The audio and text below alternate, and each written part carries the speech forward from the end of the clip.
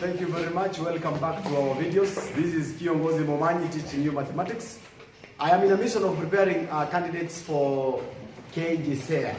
Is it K? How do you call it? Kjsea. Kjsea. That's what you call it in Kenya, right? And it is mathematics time, just as usual.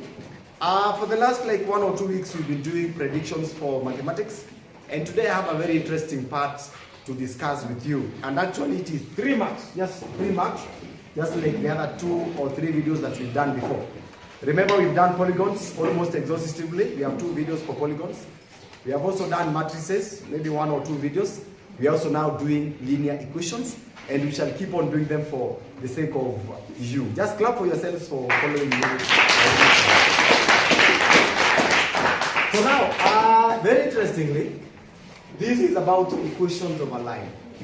And when we talk about equations of a line or equations of lines, we call them linear equations. We must consider one thing, that if, for example, this is my line, a line AB, there are several points that make that line. It is important to note that only 2 points of all the lines of a line, all the points of a line, are going to be used to look for the gradient, and 1 is going to be used to look for the equation.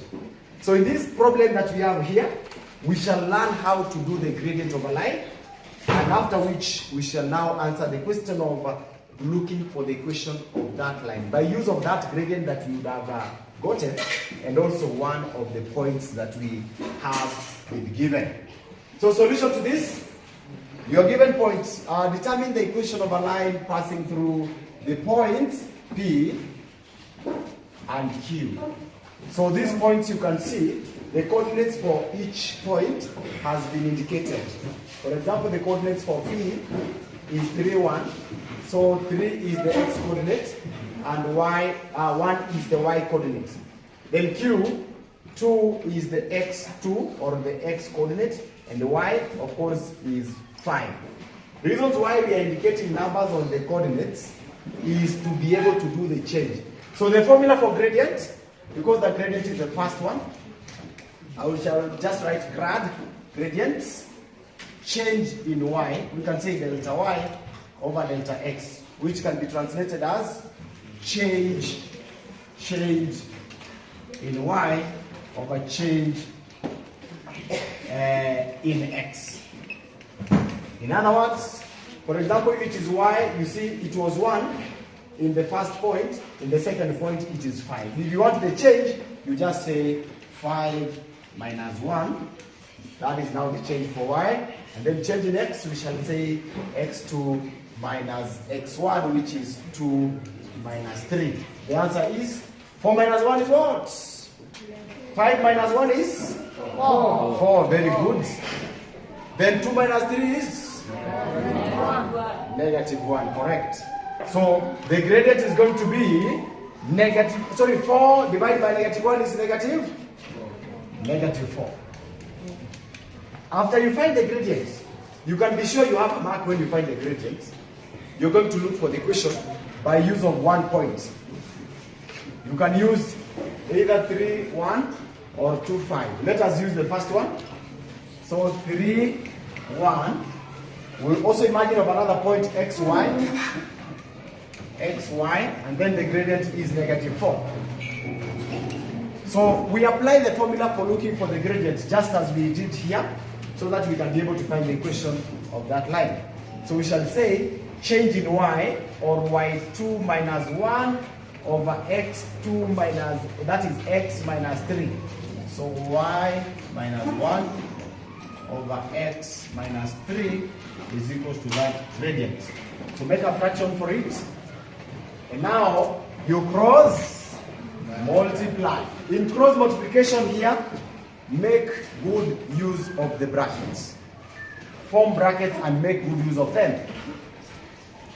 Now, on this side we shall have 1. Open the brackets, multiply by y minus 1 is equals to negative 4 into bracket x minus 3. This one is now an equation. So in this case, y times 1 is y. 1 times negative 1 is negative 1 is equals to negative 4 times x is negative 4x. Then negative 4 times negative 3 is what? Negative 4 times negative 3 is positive 12, correct? Positive 12. Now, arrange this equation in this form that we are given here. Y is equals to mx plus c. That means y shall remain on one side of the equal sign and the rest of the values will go to the other side of the equal sign. So I think in this case, 1 is the one that is going to migrate. So we have y is equals to negative 4x plus 12. It is negative 1 on this side of the equal sign. When it crosses the other side, it becomes a positive. Very good. So plus 1. Your final answer is y is equals to negative 4x plus 12 plus 1 is 13. That is y is equals to mx plus c. You have obeyed what is there in the question. And that is where you get the third and the last mark. Key points to note here. Use the two given points to find the gradient of that line. Then use one of the points and the gradient plus an imaginary point xy. Apply the formula for the gradient to find the equation. Then finally, arrange the equation in the form that you're given. This is y is equals to mx plus c. According to this arrangement, m is negative 4, c is 13, and y is equals to y. From this lesson to the next lesson, see you in the next lesson. Bye.